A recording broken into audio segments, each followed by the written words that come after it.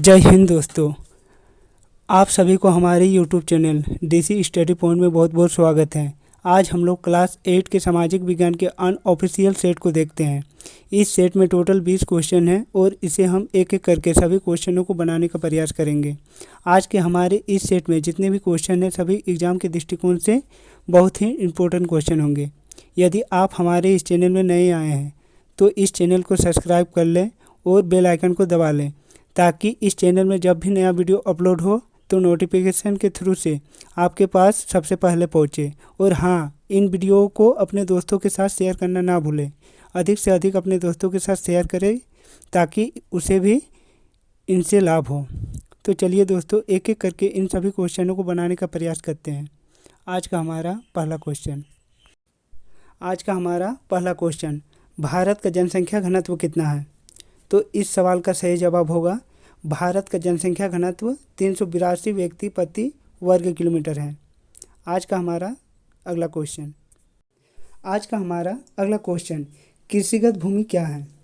इस सवाल का सही जवाब होगा ऐसी भूमि जो जुताई और कृषि के लिए उपयुक्त होती है तथा अस्थायी चारागाह एवं अरण्य भूमि से बिल्कुल भिन्न होती है, उस प्रकार की भूमि को कृषिगत भूमि कहते हैं। आज का हमारा अगला क्वेश्चन, नाना साहेब कौन थे? तो इस सवाल का सही जवाब होगा नाना साहेब पेशवा बाजीराव द्वितीय के दत्तक पुत्र थे। आज का हमारा अगला क्वेश्चन नंबर 4, प्रगलन क्या है? तो इस सवाल का सही जवाब होगा चट्टान को बहुत ऊंचे तापमान पर गर्म करके धातु तैयार करने या धातु की चीज़ों को पिघलाने की प्रक्रिया को प्रगलन कहते हैं। आज का हमारा अगला क्वेश्चन नंबर 5, प्रथम विश्व युद्ध के दौरान भारतीय सूती वस्त्र उद्योग को किन कारणों से फलने फूलने का अवसर मिला? तो इस सवाल का सही जवाब होगा प्रथम विश्व युद्ध के दौरान भारतीय सूती वस्त्र उद्योग को निम्नलिखित कारणों से फलने फूलने का अवसर मिला। पहला पॉइंट, ब्रिटेन के सभी औद्योगिक कंपनियां विश्व युद्ध के लिए साजो सामान तैयार करने में लगी हुई थी। वहां का वस्त्र उद्योग कमज़ोर पड़ गया और भारत में वस्त्र का आयात कम हो गया, जिससे भारतीय कपड़ों की मांग भारत में बढ़ गई। दूसरा पॉइंट, ब्रिटेन द्वारा सैनिक ज़रूरतों को पूरा करने के लिए भारतीय कारखानों से कपड़ों की उत्पादन बढ़ाने की मांग की जाने लगी। आज का हमारा अगला क्वेश्चन नंबर 6, टीपू सुल्तान की तलवार इतनी खास क्यों थी? इस सवाल का सही जवाब होगा टीपू सुल्तान की तलवार इतनी खास इसलिए थी क्योंकि पहला पॉइंट, इस तलवार की धार इतनी सख्त एवं पैनी थी कि वह दुश्मनों के लोह कवचों को भी आसानी से चीर सकती थी। दूसरा पॉइंट, टीपू सुल्तान की तलवार की मोड़ पर कुरान की आयतें लिखी हुई थी जिसमें युद्ध के फतह के लिए संदेश दिए गए थे। तीसरा पॉइंट, इस तलवार का यह गुण कार्बन की अधिक मात्रा वाले हुटज नामक स्टील से पैदा हुआ था जो भारत में बनाया जाता था। चौथा पॉइंट, इस हुटज स्टील की तलवार बहुत पैनी और लहरदार होती थी। आज का हमारा अगला क्वेश्चन नंबर 7,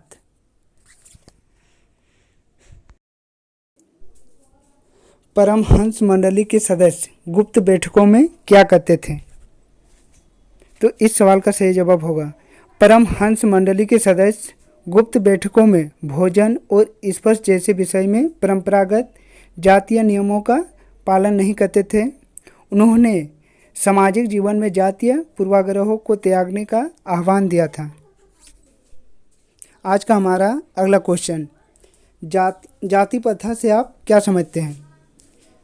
इस सवाल का सही जवाब होगा जाति प्रथा एक ऐसी व्यवस्था है जिसके अंतर्गत एक समाज अनेक आत्मकेंद्रीय एवं एक दूसरे से पूर्णतः पृथक इकाइयों में विभाजित रहता है। इन इकाइयों के बीच पारस्परिक संबंध उच्च नीच के आधार पर सांस्कृतिक रूप से निर्धारित होती थी। आज का हमारा अगला क्वेश्चन नंबर 9, जीवाश्म ईंधन किसे कहते हैं? तो इस सवाल का सही जवाब होगा वे ईंधन जिनका निर्माण सजीव प्राणियों के मृत अवशेषों से होता है उन्हें जीवाश्म ईंधन कहते हैं, जैसे कोयला, पेट्रोलियम, ये सभी जीवाश्म ईंधन है।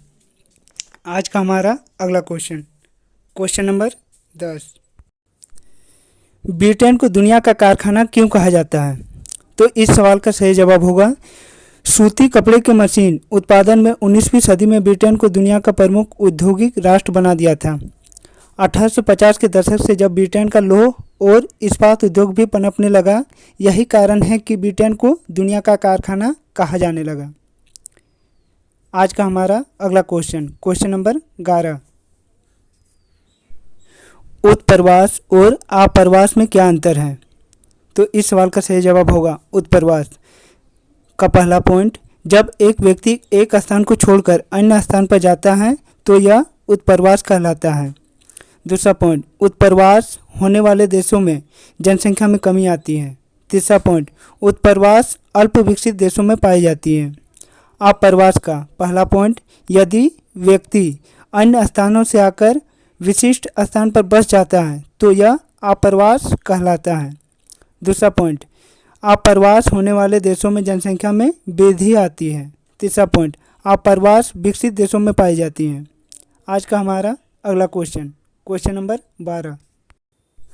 अयस्क क्या हैं? धात्विक खनिजों के अयस्क सामान्य कहाँ पाए जाते हैं? तो इस सवाल का सही जवाब होगा वे सेल जिनसे खनिजों का खनन किया जाता है उन्हें अयस्क कहते हैं। धात्विक खनिजों के अयस्क सामान्यतः पठारी क्षेत्रों में पाई जाने वाली आग्नेय तथा कायांतरित सेलों में पाए जाते हैं। आज का हमारा अगला क्वेश्चन नंबर 13। बाल श्रम को दूर करने के लिए कोई 3 सुझाव दे। तो इस सवाल को हम लोग इस प्रकार लिख सकते हैं, बाल श्रम को दूर करने के लिए 3 सुझाव निम्नलिखित हैं। पहला, जब तक गरीबी रहेगी तब तक बाल श्रम हटना संभव नहीं है, इसीलिए गरीबी हटाने का प्रयास किया जाना चाहिए। दूसरा पॉइंट, 14 साल की कम उम्र का कोई भी बच्चा किसी फैक्ट्री या खदान में काम करने के लिए उपयुक्त नहीं किया जाना चाहिए। तीसरा, बच्चों को स्वस्थ तरीके स्वतंत्र व सम्मानजनक स्थिति में विकास का अवसर और सुविधाएं देनी चाहिए। जब कोई बच्चे को ऐसे कामों को करते हुए देखें तो उसकी व्यक्तित्वगत मदद करें।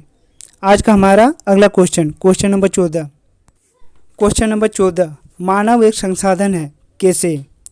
तो इस सवाल का सही जवाब होगा लोग ही एक राष्ट्र के सबसे बड़े संसाधन होते हैं। प्राकृतिक की देन उस समय महत्वपूर्ण होती है जब यह लोगों के लिए उपयुक्त होती है।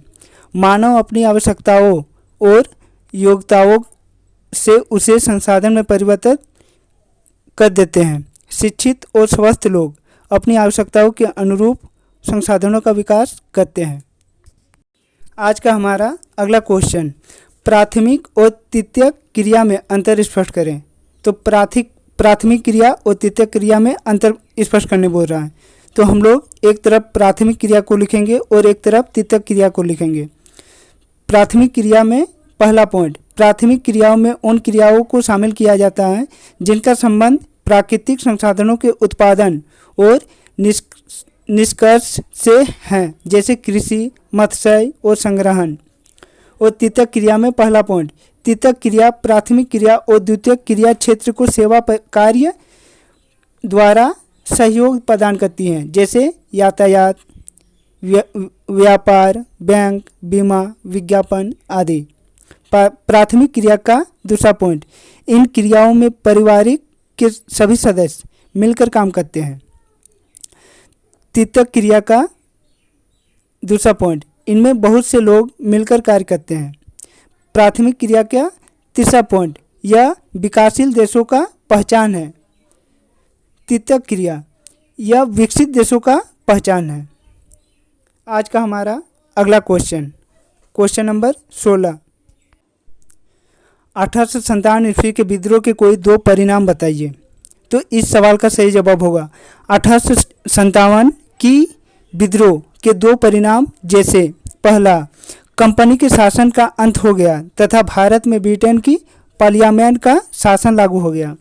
दूसरा पॉइंट, भारत में ब्रिटिश सेना की संख्या बढ़ गई थी, तोपखाना पूर्णतः अंग्रेज सेना के हाथों में रखा गया, भारतीय सेना का विश्वास कम किया जाने लगा।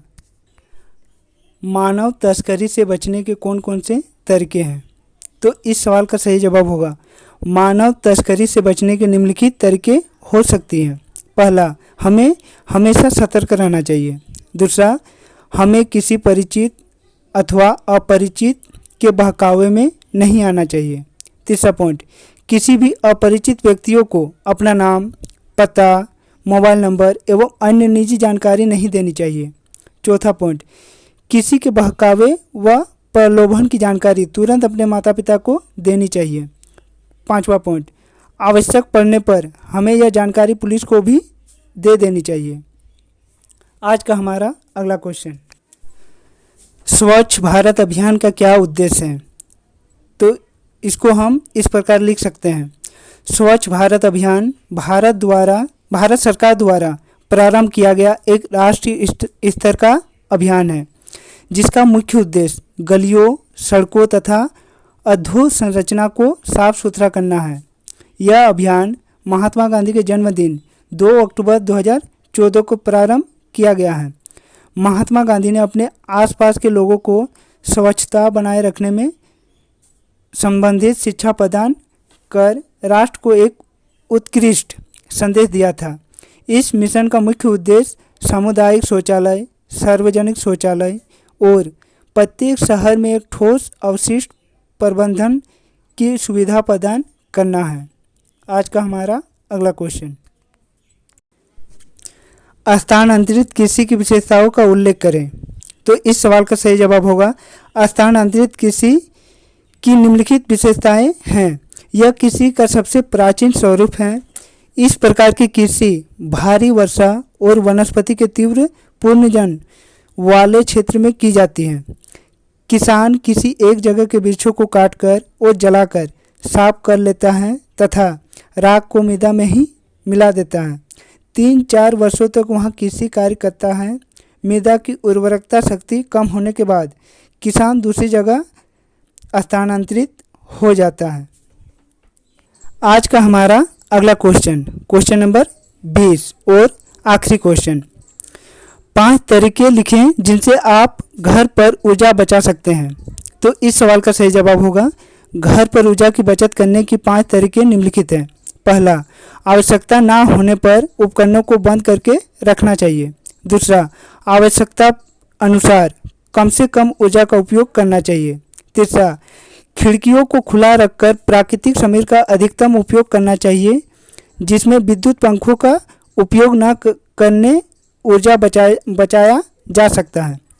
तीसरा, सभी विद्युत उपकरणों की समय पर देखभाल करना और उचित उपयोग करना चाहिए। तो दोस्तों, आपको अगर यह वीडियो अच्छा लगा हो तो अपने दोस्तों को शेयर करें और लाइक करें और इस चैनल को सब्सक्राइब कर लें। हम लोग और नए एक वीडियो के साथ फिर मिलते हैं, तब तक के लिए बाय।